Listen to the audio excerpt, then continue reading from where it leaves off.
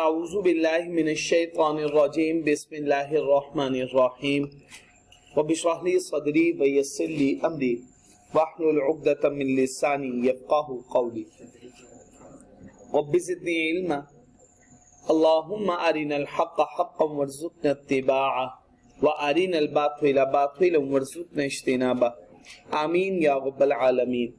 अल्लाहुम्मा तहिर क़ुलूबना मिनन निफ़ाक़ व अअमालना मिनर रिया व अलसिनतना मिनल कज़िब व अअयुनना मिनल ख़ियाना फ़इन्नका तअलमु ख़ाइनतल अअयुनि व मा तुख़फ़िस सुदूर आमीन या रब्बल आलमीन। बच्चे, हमारा चैप्टर है चैप्टर नंबर 17। ये तकरीबन हमारा लास्ट चैप्टर है, चैप्टर नंबर 17। इसमें हमने टॉपिक्स पढ़ने हैं 3 तरह के। अब आगे उसके फर्दर टॉपिक्स होंगे। फर्स्ट वन हमने पढ़ना है रिटर्न के हवाले से तमाम बातें। किसको रिटर्न सबमिट करवानी है, कब रिटर्न सबमिट करवानी है, रिटर्न को कब कंप्लीट समझा जाएगा, अगर रिटर्न रिवाइज करनी हुई तो रिवीजन की इजाजत किससे ली जाएगी, और बगैर इजाजत के रिटर्न को रिवाइज भी किया जा सकता है, रिटर्न कितने अरसे के अंदर अंदर रिवाइज की जा सकती है, और अगर किसी को रिटर्न सबमिट करवानी थी और उसने रिटर्न सबमिट ना करवाई तो क्या होगा। तो इसका मतलब है रिटर्न के हवाले से तो हम सब बातें पढ़ेंगे इसमें। उसके बाद दूसरी बात पढ़ेंगे कि अगर किसी ने अपनी रिटर्न सबमिट करवा दी तो उसकी तो असेसमेंट हो सकता है एफबीआर भी कर डाले कि जो आपने रिटर्न सबमिट करवाई हुई है क्या ये रिटर्न कंप्लीट है, उसको वो असेस करेगा और असेस करने के बाद बताएगा। इसका क्या प्रोसेस होता है वो हम समझेंगे।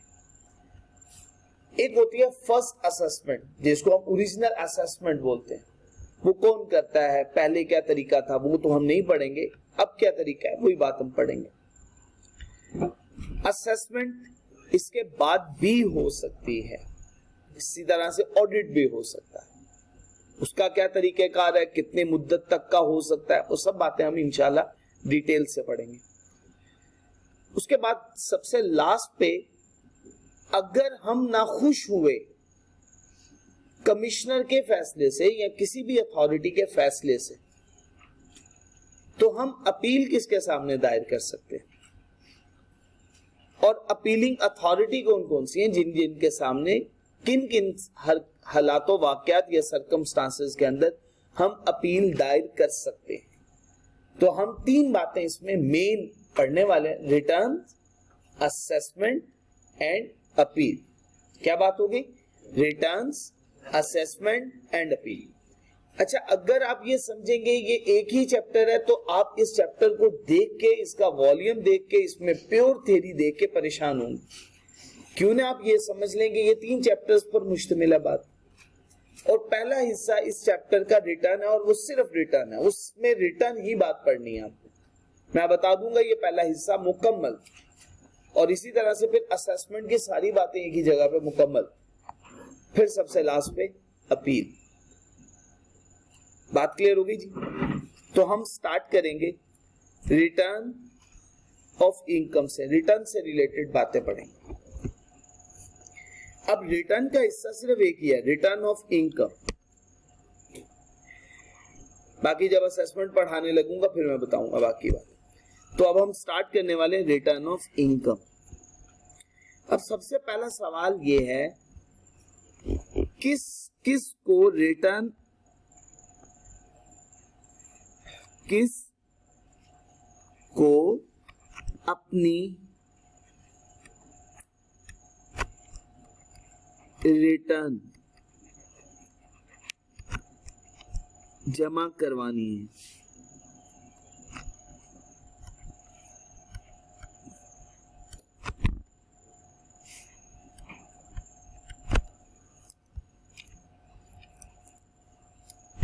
ठीक हो गया जी।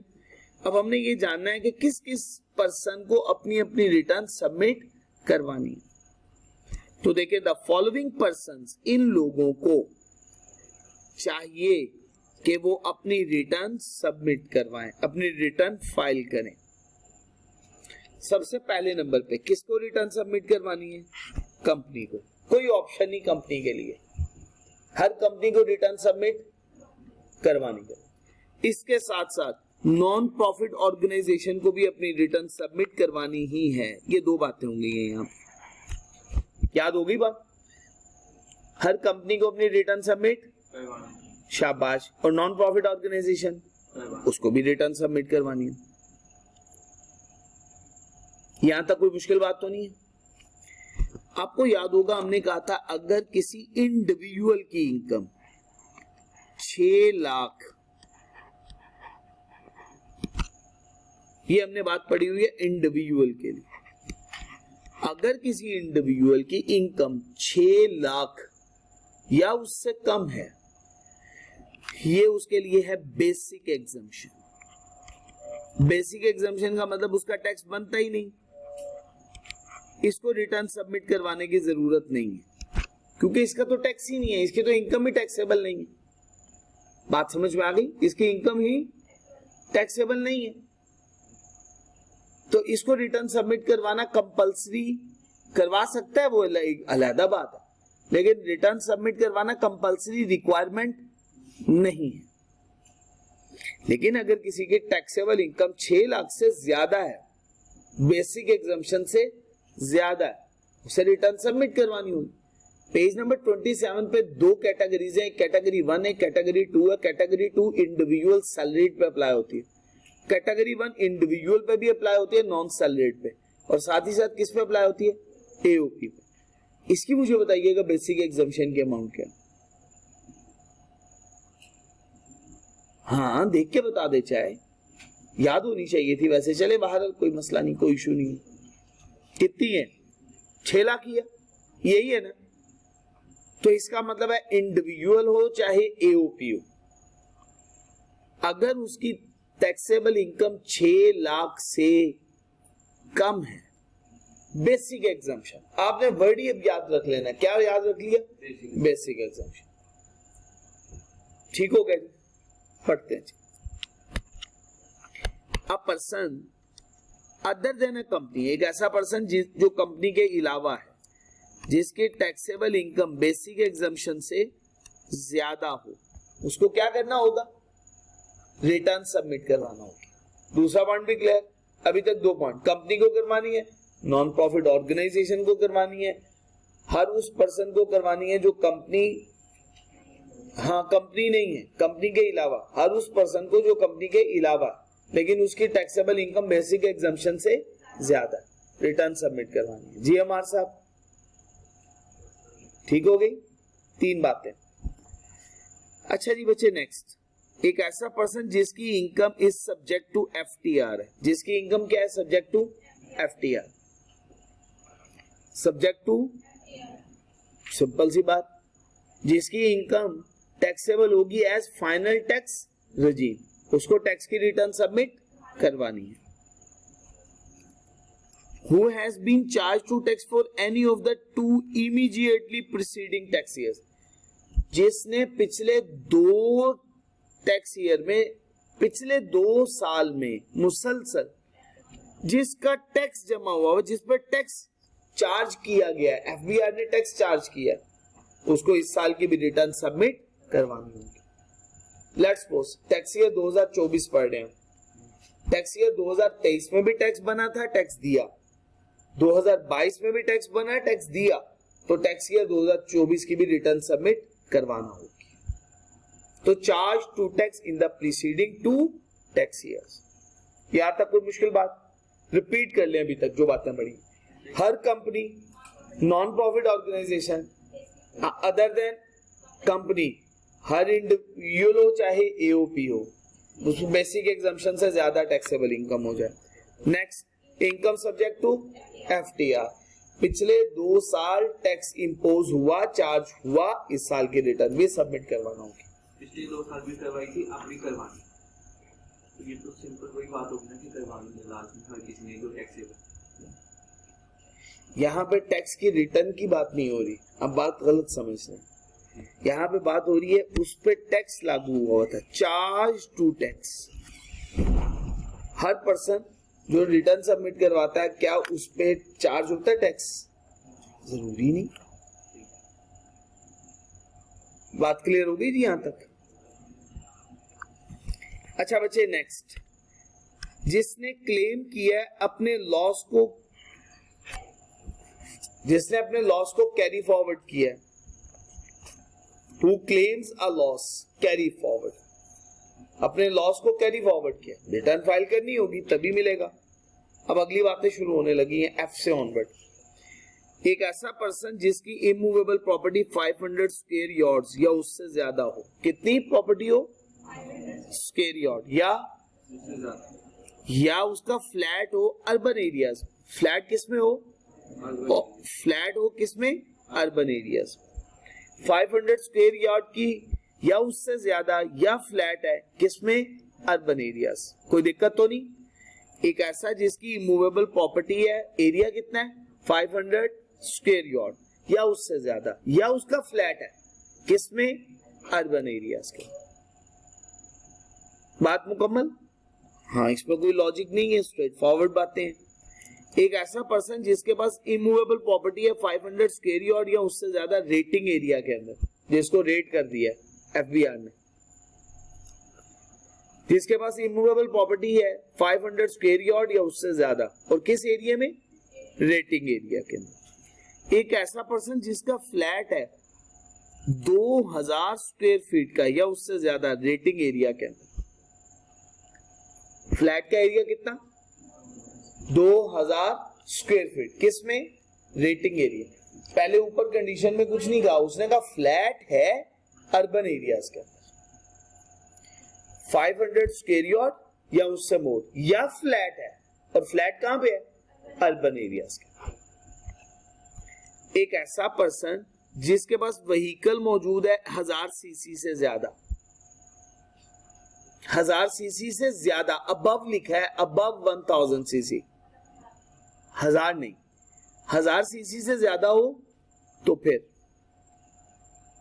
यहां तक कोई मुश्किल बात तो नहीं है। रेट एरिया, जिनको रेट किया हुआ है एफबीआर, ठीक है ना? अच्छा जी बच्चे, अब जरा बात को समझिएगा।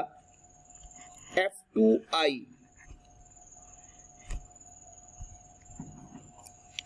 उन पे ये बात अप्लाई नहीं होने लगी। ये देखिएगा, ये not applicable for non resident person के केस में ये सिचुएशन अप्लाई नहीं होगी। अगर पर्सन नॉन रेजिडेंट है और उसके पास इमूवेबल प्रॉपर्टी 500 स्क्वायर यार्ड की है, उसको रिटर्न सबमिट करवाने की जरूरत। अब बात समझ में आ गई? नेक्स्ट, अगर विडो है और उसके पास इमूवेबल प्रॉपर्टी है 500 स्क्वायर यार्ड या उससे ज्यादा, उसको रिटर्न सबमिट करवाने की जरूरत नहीं है।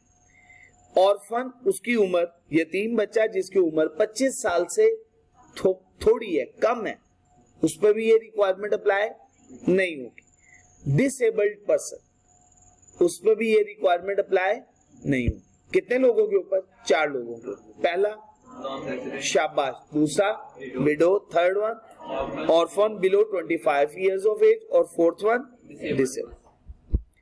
अच्छा, अब इसका मतलब क्या? अगर नॉन रेजिडेंट पर्सन की टैक्सेबल इनकम बेसिक एग्जम्पशन से ज्यादा हो, रिटर्न नहीं फाइल करनी, उसको करनी है। सिर्फ कौन सी बातें उस पर अप्लाई नहीं हो रही? एफ से आई तक अप्लाई नहीं हो रही, इससे ऊपर वाली होंगी। एफ से आई तक जो बातें हैं वो इन 4 लोगों के लिए अप्लाई नहीं होंगी, बाकी बातें होंगी। बात समझ आ गई है? ये देखिएगा, मैं पढ़ता हूं। However, the provision of clause F2I, कौन सी क्लॉज? F से I तक, वो अप्लाई नहीं होगी, बाकी तो अप्लाई होंगी। किन लोगों के लिए? ये 4 लोगों के लिए। ये 4 लोगों के लिए ये 4 बातें अप्लाई नहीं होंगी। बताइएगा बच्चे, ये काफी बेनिफिट हो गया। क्या हुआ? अल्लाह माफ फरमाए, अल्लाह माफ फरमाए, अल्लाह माफ फरमाए। नॉन रेजिडेंट पर्सन की बात। हाँ जी,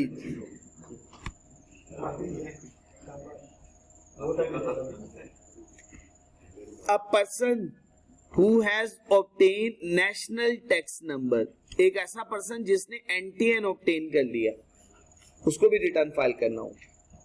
जिसने क्या ऑब्टेन कर लिया, national tax number, NTN number obtain कर लिया, उसको भी रिटर्न फाइल करना होगा।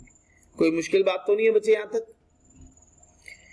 एक ऐसा पर्सन जिसके पास कमर्शियल या इंडस्ट्रियल कनेक्शन बिजली का मौजूद है, कौन सा कनेक्शन, या तो कमर्शियल है या इंडस्ट्रियल, और उसका एनुअल बिल 5 लाख रुपए से ज्यादा है। एनुअल बिल किससे ज्यादा? ये तो एक डोमेस्टिक यूजर का इतना बिल आ रहा है, ठीक है ना। A person who holds commercial और इंडस्ट्रियल कनेक्शन ऑफ इलेक्ट्रिसिटी, और एनुअल बिल किससे ज्यादा हो, 500,000 से ज्यादा। तो ये ऐसी क्लॉज जो आपको समझ नहीं आई, पूछना चाहते हैं पूछ सकते हैं जी। नेक्स्ट, बिस्मिल्लाहिर्रहमानिर्रहीम। अब आप लोगों की खैर नहीं है, अब जरा सुनिएगा, ये प्रॉपर आप लोगों के ऊपर सेक्शन आने लगा। रेजिडेंट पर्सन जो रजिस्टर्ड हो चैम्बर ऑफ कॉमर्स से, आप कहेंगे नहीं हूं, अल्हम्दुलिल्लाह। एंड इंडस्ट्री, किसी इंडस्ट्री से, आप कहेंगे नहीं हूं, अल्हम्दुलिल्लाह। और एनी ट्रेड एसोसिएशन या मार्केट कमेटी या किसी प्रोफेशनल बॉडी हो सकता है, इंक्लूडिंग, सबसे सेकंड लास्ट से शुरू करते हैं, आई कैप,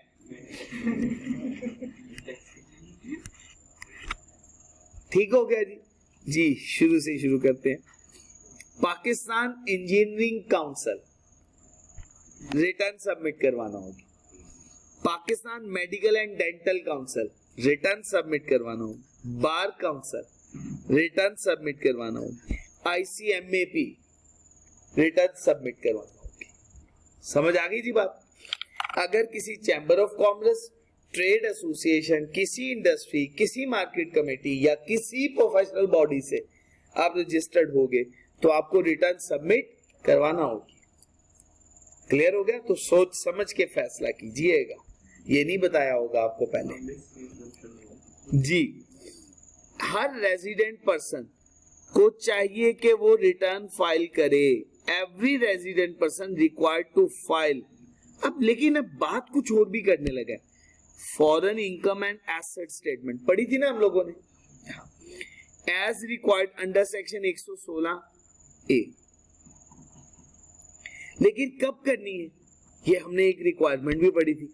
अगर इनकम $10,000 से ज्यादा हो, एसेट्स के केस में 100,000 उससे ज्यादा हो। कोई कंफ्यूजन तो नहीं है जी बच्चे? बिस्मिल्लाहिर्रहमानिर्रहीम। कौन कौन सा पॉइंट आपने पूछा? Charge to tax. Charge to tax का मतलब है जिस पे टैक्स पिछले 2 सालों पे इंपोज हो चुका है।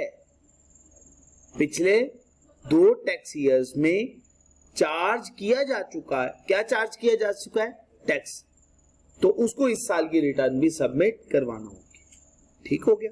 चार्ज टू टैक्स का मतलब है आपका 2022 में भी टैक्स बना, 2023 में भी टैक्स बना, 2024 की रिटर्न सबमिट करवाना होगी। उन 2 सालों में क्यों? 2 साल तब भी करवाएगी। देखो जब टैक्स आपका बन गया तो वो तो प्रोविजन इस पे अप्लाई हो गया ना कि जब आपकी इनकम बेसिक टैक्सेबल एग्जम्पशन से ज्यादा हो गई तो आपको रिटर्न सबमिट करवानी है। और अगर रिटर्न सबमिट नहीं करवाएंगे तो डिफॉल्ट करेंगे, पढ़ेंगे आगे जाके बातें। यहाँ पे तो अप्लाई हो गया, लेकिन अगर इस साल आपका टैक्स नहीं बन रहा लेकिन पिछले 2 सालों में आप पे टैक्स चार्ज हो चुका है, रिटर्न सबमिट वो तो अलग बात होगी ना। चार्ज टू टैक्स पे आओ, चार्ज टू टैक्स है तो इस साल की भी आपको रिटर्न सबमिट करवाना है। ये इस साल की रिटर्न सबमिट करवाएंगे ना, चाहे चार्ज टू टैक्स है या नहीं। बिल्कुल ठीक हो गया। अच्छा जी, ई बुलेट में किसी को प्रॉब्लम जी?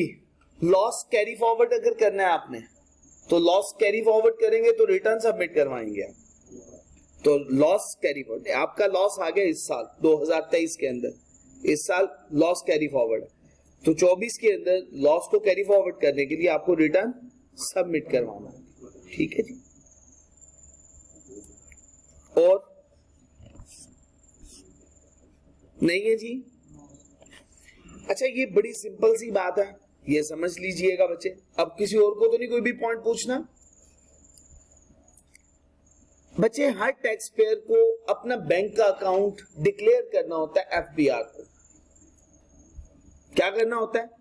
एफबीआर को अपना बैंक का अकाउंट डिक्लेयर करना होता है।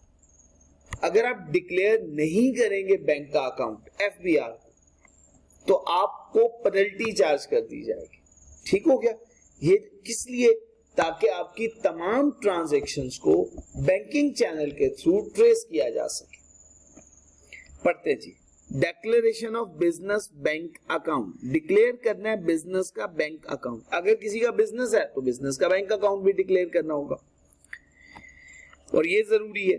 हर टैक्स पेयर को चाहिए वो डिक्लेयर करे बैंक अकाउंट जो वो यूटिलाइज करेगा बिजनेस ट्रांजैक्शंस के लिए थ्रू ओरिजिनल या मॉडिफाइड रजिस्ट्रेशन फॉर्म के जरिए से। जब वो रजिस्ट्रेशन करवा रहा है तब उसने बताना है, या अगर उसका बिजनेस का बैंक अकाउंट बाद में बना या उसमें कुछ चेंजेस आ गई तो मॉडिफाइड रजिस्ट्रेशन फॉर्म जो प्रिस्क्राइब किसने किया हुआ है? एफबीआर ने, उसके थ्रू बताना होगा। अगर नहीं बताया तो क्या इंपोज कर दिया जाएगा? पेनल्टी, फाइन इंपोज कर दिया जाएगा। बात क्लियर है जी बच्चे? पढ़ो जी इसको भी एक दफा। नेक्स्ट बच्चे, हम लोगों ने ये बात पढ़ी थी कि रिटर्न का मतलब होता है, फर्स्ट वन रिटर्न सबमिट करवानी है, रिटर्न के साथ वेल्थ स्टेटमेंट और वेल्थ रिकॉन्सिलिएशन स्टेटमेंट। और इसी तरह से अगर किसी की फॉरेन इनकम है $10,000 से ज्यादा या एसेट $100,000 या ज्यादा, तो फिर उसको फॉरेन इनकम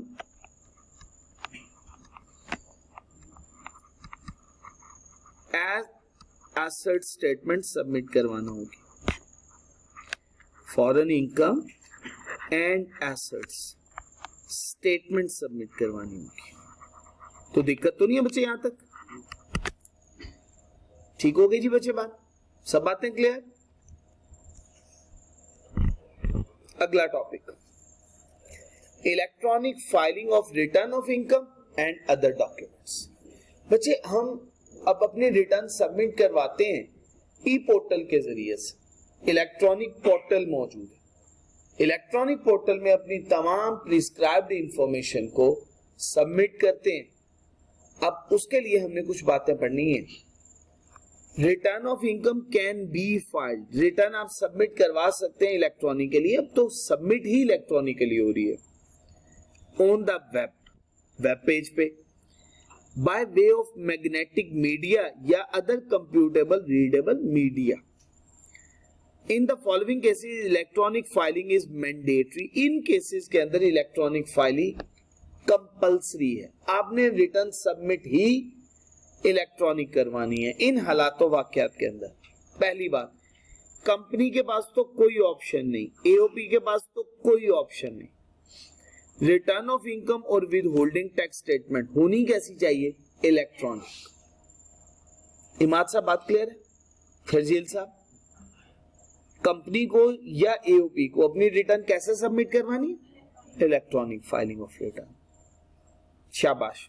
नेक्स्ट, अगर कोई पर्सन रजिस्टर्ड है अंडर सेल्स टैक्स एक्ट, उसको भी रिटर्न अपनी इलेक्ट्रॉनिक सबमिट करवानी है और विद होल्डिंग टैक्स स्टेटमेंट। दो बातें हो गई अभी तक, कंपनी और एओपी।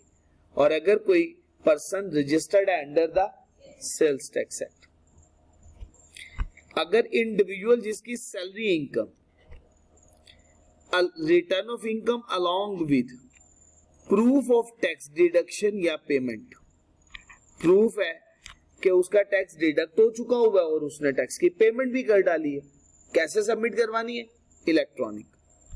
वेल्थ स्टेटमेंट या वेल्थ रिकॉन्सिलिएशन स्टेटमेंट है। या third one, foreign income and asset statement if required. जरूरी नहीं है ना, अगर किसी पर्सन की इनकम ही फॉरेन इनकम नहीं है तो क्या उसको foreign income and asset statement submit करवानी है? नहीं करवानी। तो रिक्वायर्ड जब होगी तब सबमिट करवानी। तो क्या कह दिया, एक इंडिविजुअल जिसकी salary income, return of income के साथ प्रूफ ऑफ टैक्स डिडक्शन और पेमेंट भी जानी है, वेल्थ स्टेटमेंट और वेल्थ की रिकॉन्सिलिएशन भी सबमिट होनी है, और अगर फॉरेन इनकम और एसेट जरूरत है तो वो भी साथ सबमिट होगी। तो उसको रिटर्न अपनी फाइल करनी है इलेक्ट्रॉनिक। कोई दिक्कत यहां तक? सब बातें क्लियर? एक इंडिविजुअल जो डिक्लेयर कर रहा है अपनी टैक्सेबल इनकम 1 मिलियन, 1 मिलियन क्या, 10 लाख सिर्फ। 1 मिलियन का कितना है? 10 लाख एंड अबव, और टर्नओवर 50 मिलियन से ज्यादा। टर्नओवर का मतलब है सेल, पूरे साल भर की सेल 50 मिलियन या उससे ज्यादा है, बल्कि है ही ज्यादा। टर्नओवर एक्सीडिंग का वर्ड यूज हुआ है, टर्नओवर एक्सीडिंग ₹50 मिलियन। अगर टर्नओवर उसकी सेल 50 मिलियन से ज्यादा है, और अगर इंडिविजुअल जिसकी टैक्सेबल इनकम 10 लाख है या उससे ज्यादा है, उसकी रिटर्न भी कैसे सबमिट होगी? इलेक्ट्रॉनिक। और उसने क्या सबमिट करवाना है? रिटर्न ऑफ इनकम भी सबमिट करवानी है और विद होल्डिंग टैक्स स्टेटमेंट भी सबमिट करवानी है। फेडरल गवर्नमेंट डिपार्टमेंट्स को क्या सबमिट करवानी होती है? With holding tax statements. Non corporate entity जो अपना रिफंड हासिल करना चाह रहे हैं उनको भी इलेक्ट्रॉनिक फाइल करनी होगी।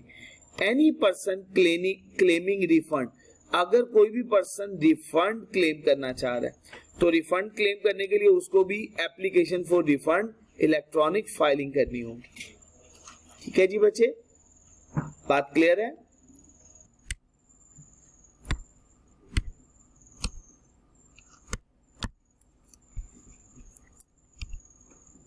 बिस्मिल्लाहिर्रहमानिर्रहीम। बच्चे लेट्स सपोज मैं एक बात समझाने के लिए एक एग्जांपल ले रहा हूं पर्सन की। ये एक पर्सन,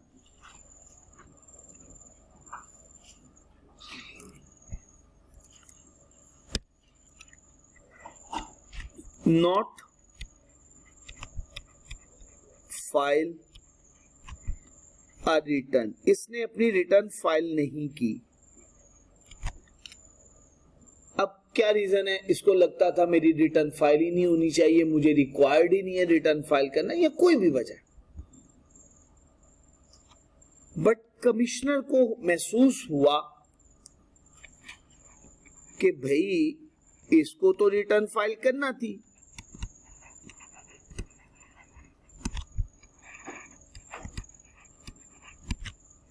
कमिश्नर को लगा कि इसको रिटर्न फाइल करनी है। कमिश्नर क्या कर सकता है? इसको नोटिस भिजवा सकता है। इसको क्या भेजा जा सकता है? किस चीज का नोटिस? टू फाइल हिज और हर रिटर्न। इट्स रिटर्न भी हो सकती है, कंपनी का केस, एओपी, कुछ भी है, कंपनी को तो रिटर्न हर सूरत फाइल करनी होती है। इंडिविजुअल की बात हो सकती है ना ज्यादातर, तो हमने तभी ये बात ही ऐसे की। तो मैं दोबारा रिपीट कर रहा हूं। एक पर्सन जिसने अपनी रिटर्न फाइल, कमिश्नर को महसूस हुआ, लगा कि भाई इसको रिटर्न फाइल करनी चाहिए थी, इसने नहीं रिटर्न फाइल की, वो क्या भिजवा देगा इसको? नोटिस। क्या करो? Return file. अब जब नोटिस भेजा जाएगा तो टाइम भी स्पेसिफाई किया जाएगा। क्या स्पेसिफाई किया जाएगा? टाइम। नॉर्मली टाइम स्पेसिफाई किया जाता है विद इन 30 डेज। कितने दिन के अंदर अंदर? कितने दिन के अंदर अंदर रिटर्न सबमिट करवाओ? सम टाइम हो सकता है लॉन्गर पीरियड मेंशन कर दें, और ये भी एन मुमकिन है शॉर्टर पीरियड मेंशन कर।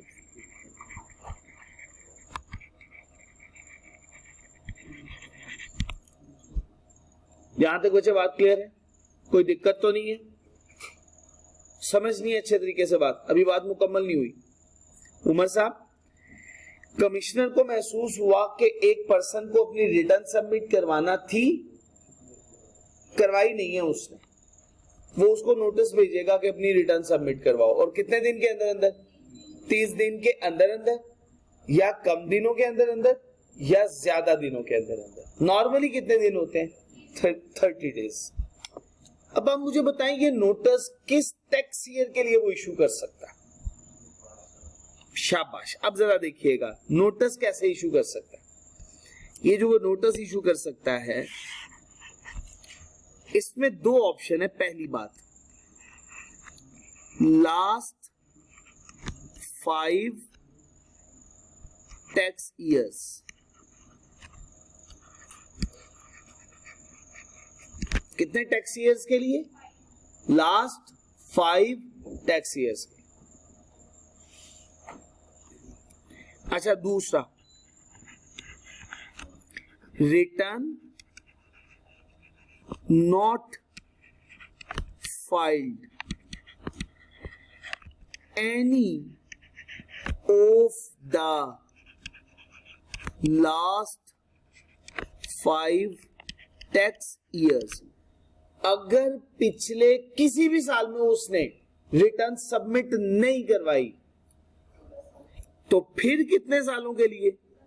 लास्ट 10 टैक्स ईयर्स के लिए। बात समझ में आ गई? कोई दिक्कत तो नहीं है? कितने सालों के लिए रिटर्न सबमिट नहीं करवाई? 5 साल के लिए। तो फिर कितने साल के, 1 या 1 से ज्यादा सालों के लिए कह सकते हैं। ये नहीं है कि 10 के 10 सालों के लिए नोटिस इशू हो जाएगा कि सारे सालों के रिटर्न सबमिट करवाओ। हम ये बात नहीं कर रहे, हम ये कह रहे हैं कि नोटिस उसको 5 साल में से किसी एक साल की रिटर्न के बारे में कहा जा सकता है। लेकिन अगर उन 5 सालों में से किसी साल भी रिटर्न फाइल नहीं की, तो 10 सालों में से किसी एक साल या 1 से ज्यादा सालों के बारे में कहा जा सकता है कि उस फुला टैक्स ईयर की रिटर्न सबमिट करवा दो, या वो 2 टैक्स ईयर्स की रिटर्न सबमिट करवा दो। ठीक हो गया जी यहां तक? तो यहां तक कोई कंफ्यूजन तो नहीं? एक दफा कंक्लूड करने लगा हूं, फिर मैं आपके साथ पढ़ता हूं। कमिश्नर को एक पर्सन के बारे में महसूस हुआ कि उसको अपनी रिटर्न सबमिट करवानी थी, नहीं करवाई। कमिश्नर उसको नोटिस भिजवा सकता है, और नोटिस में ये कहेगा कि अपनी रिटर्न फाइल करो और 30 दिन के अंदर अंदर करो। आमतौर पे इससे ज्यादा मुद्दत भी स्पेसिफाई कर सकता है, कम मुद्दत भी स्पेसिफाई कर सकता है। कितनी मुद्दत के लिए रिटर्न सबमिट करने के बारे में कह सकता है? लास्ट 5 टैक्स ईयर्स के लिए कह सकता है, उनमें से किसी भी साल के लिए कह सकता है, या तमाम के लिए भी कह सकता है।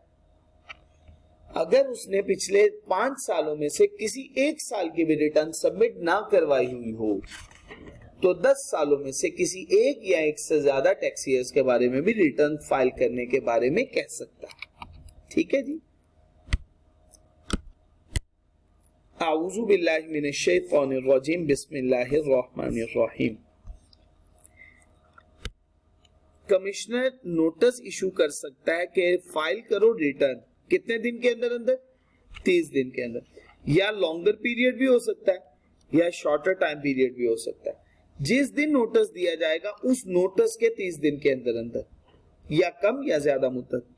Who was required to file return, जिसको रिटर्न फाइल करना थी, किसके ख्याल के मुताबिक? कमिश्नर के ख्याल के मुताबिक। But has failed to do so, लेकिन उसने ऐसा नहीं किया।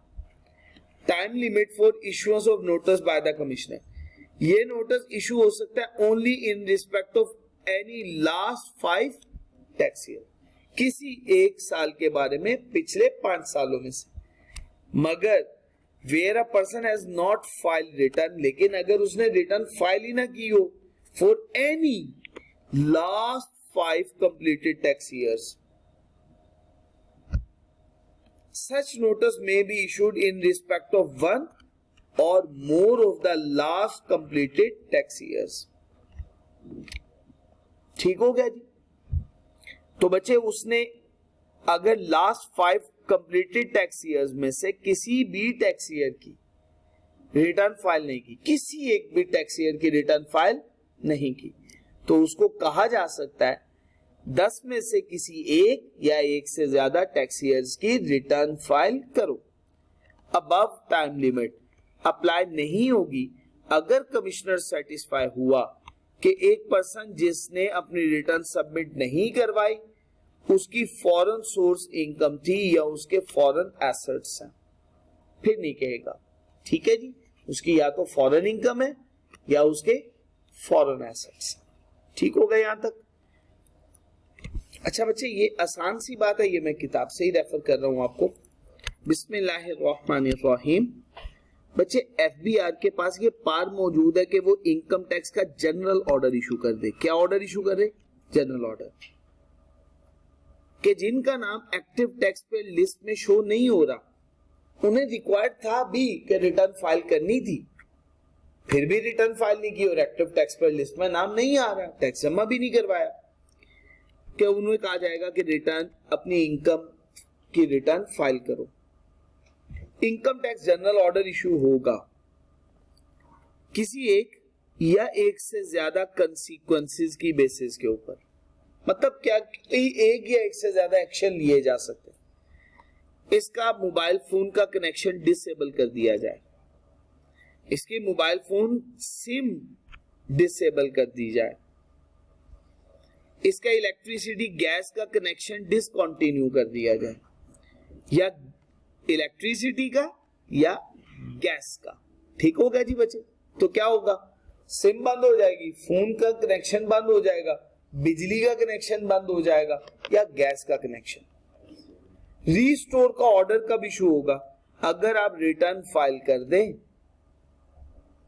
मोबाइल फोन सिम रिस्टोर हो जाएगी, बिजली आपकी रिस्टोर हो जाएगी और गैस का कनेक्शन रिस्टोर हो जाएगा जब इत्मीनान हासिल हो गया कमिश्नर को। किस बात पे? भाई आपने रिटर्न सबमिट करवा दी है, या उसको ये कंफर्म हो जाए ओहो इस बंदे को तो रिटर्न ही नहीं सबमिट करवानी थी, ये बात पता चल गई वाकई कि इसको रिटर्न सबमिट नहीं करवानी, तो आपका बिजली का कनेक्शन, गैस का कनेक्शन, सिम या आपके टेलीफोन का कनेक्शन बहाल हो जाएगा। सर कमिश्नर की कंपनसेशन देगा? नहीं, कंपनसेशन नहीं, वो एक शक शुबहत अप्रूव करेंगे तो ये हो जाएगा। No person shall be included in general order. General order में इन पर्संस को कंसीडर नहीं किया जाएगा अनलेस क्या ना हो जाए, इनको नोटिस ना दे दिया जाए कि भाई आप नॉन कंप्लायंस कर रहे हैं, ये ड्यू डेट थी, अगर आपने अभी भी 30 दिन के अंदर अंदर इसकी कंप्लायंस ना की तो हम ये एक्शन ले लेंगे। क्या मतलब? आपका बिजली का कनेक्शन डिस्कनेक्ट कर दिया जाएगा, गैस का या मोबाइल सिम आपकी डिस्कनेक्ट हो जाएगी। उनको पहले आपने नोटिस देना और नोटिस में डेट ऑफ कंप्लायंस के बारे में भी बताना है, इतने दिन आपके पास मौजूद है, इतने दिन के अंदर अंदर इसकी कंप्लायंस कर डालें। ठीक हो गया? और उसके बाद भी अगर उसने रिटर्न फाइल ना की तो फिर ये एक्शन लिया जाएगा। 3 बातें हो गई। पहली बात, उसे नोटिस दिया जाएगा, डेट बताई जाएगी कंप्लायंस के इतने दिन आपके पास मौजूद हैं और उसने रिटर्न फाइल नहीं की उस कंप्लायंस पीरियड के अंदर अंदर, फिर उसके अगेंस्ट ये एक्शन लिया जाएगा। अच्छा बच्चे, टॉपिक 1.5, इस बात को समझना। आपको पता है नॉर्मली टैक्स ईयर, हमारे साथ टैक्स ईयर कितनी मुद्दत का होता है? 12 माह का। तो जो रिटर्न सबमिट करवाई जा रही होती है वो भी कितने माह की सबमिट करवाई जा रही होती है? 12 माह की, क्योंकि टैक्स ईयर ही कितने माह का होता है? 12 माह का नॉर्मली। आपको पता है नॉर्मल टैक्स ईयर और स्पेशल टैक्स ईयर। हाँ, ट्रांजिशनल एक एक्सेप्शन है। तो नॉर्मली जो टैक्स ईयर होगा वो 12 माह का होगा। तो रिटर्न भी सबमिट कितने माह की करवाई जाती है? 12 माह की। किसी बच्चे को कोई कंफ्यूजन? सब लोग एक्टिव हैं, बात समझ भी रहे हैं। रिटर्न कितने माह की सबमिट करवानी है? क्या शॉर्टर पीरियड की रिटर्न सबमिट करवाई जा सकती है? ये कमिश्नर बोल सकता है कि शॉर्टर पीरियड की रिटर्न सबमिट करवाओ, कम मुद्दत की रिटर्न सबमिट करवाओ? जी बिल्कुल। रिटर्न नॉर्मली कितनी मुद्दत की होती है? 12 माह की। लेकिन शॉर्टर पीरियड की रिटर्न के बारे में भी कहा जा सकता है, कम मुद्दत की रिटर्न के बारे में भी बोला जा सकता है। किन हालातों वाकयात के अंदर? पहली बात, पर्सन की डेथ हो जाए, डाइड, क्लियर हो जाए। उसके बाद बचे बैंक करप्ट। अगर बैंक करप्सी हो जाए, बैंक करप्ट हो गया या बैंक करप्सी हो गई, तो फिर उसके केस में भी शॉर्टर पीरियड या गॉन इनटू लिक्विडेशन।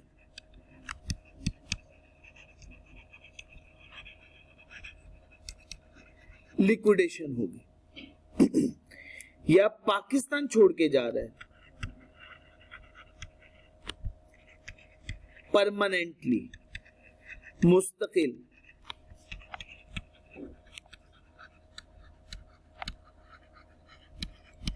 रिपीट करते हैं इस बात को।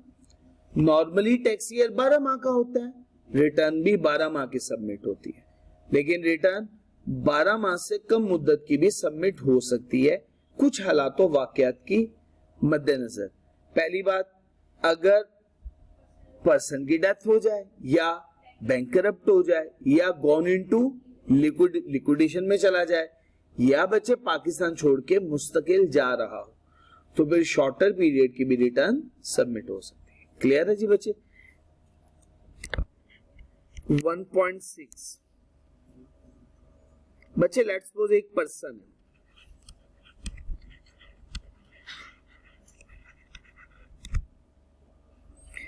वो अपना एक बिजनेस ऑपरेट कर रहा है,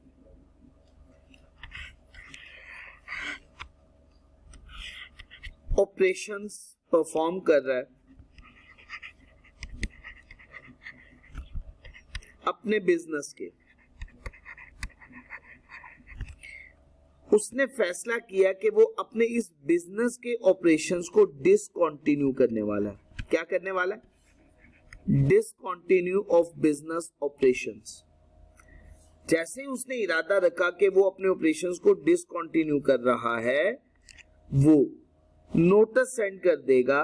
किसको नोटिस सेंड करेगा? कमिश्नर को।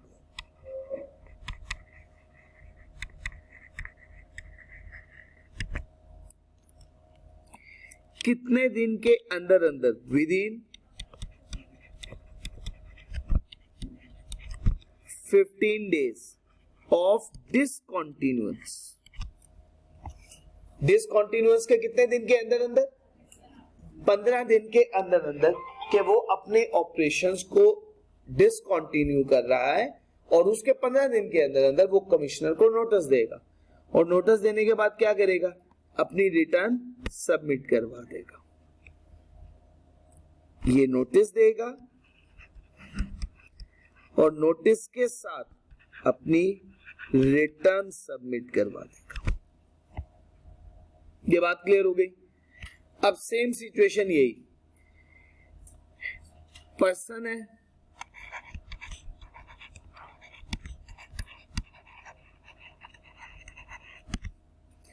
उसके ऑपरेशंस हैं बिजनेस के,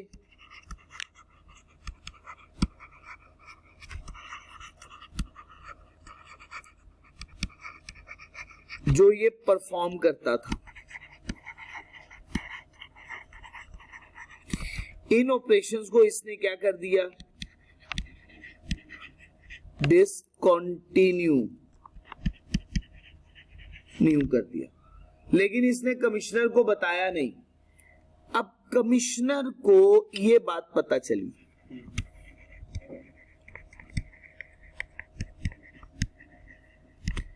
अब कमिश्नर ने इसको नोटिस दिया। अब समझ आ गई? फर्क समझ में आया? अब कमिश्नर ने इसको नोटिस दिया, भाई साहब आपके पास 15 दिन है,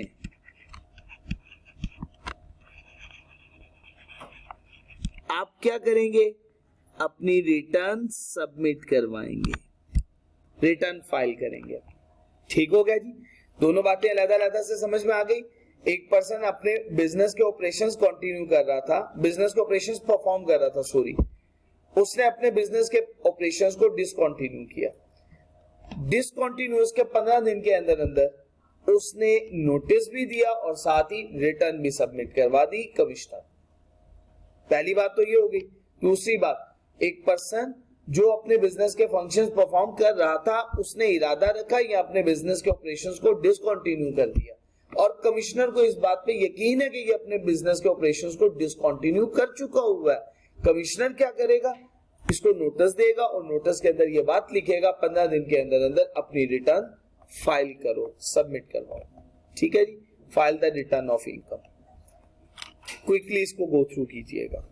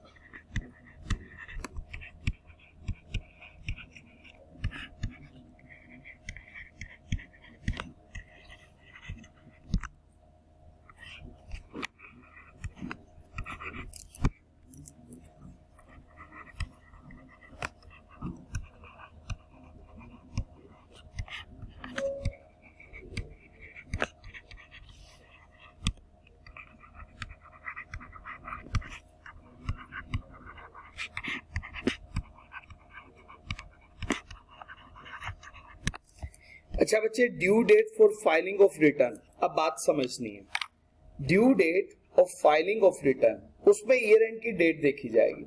अगर ईयर एंड की डेट 1 जनवरी से 30 जून के दरमियान किसी भी टाइम पे ईयर एंड हो रहा है, कंपनी के केस में आखिरी डेट रिटर्न सबमिट करवाने की 31 दिसंबर होगी, लेकिन इंडिविजुअल के लिए रिटर्न सबमिट करवाने की आखिरी तारीख 30 सितंबर होगी। इसी तरह से अगर ईयर एंड 1 जुलाई से 31 दिसंबर के दरमियान में, कंपनी के केस में रिटर्न की डेट 30 सितंबर और इंडिविजुअल और एओपी के केस में तो 30 सितंबर ही है। क्लियर हो गया जी बच्चे? तो इसका मतलब क्या हुआ कि कंपनी के केस में हमें डेट देखनी पड़ेगी ईयर एंड की। अगर जनवरी से जून के दरमियान में हो किसी भी टाइम पे ईयर एंड 31 दिसंबर, लेकिन अगर जुलाई से दिसंबर के दरमियान में ईयर एंड होगा तो फिर 30 सितंबर। इंडिविजुअल और एओपी की ईयर एंड की डेट क्या होगी, सॉरी रिटर्न की लास्ट डेट क्या होगी, 30 सितंबर। क्लियर है जी? पढ़िएगा 1.7 टॉपिक को जल्दी से।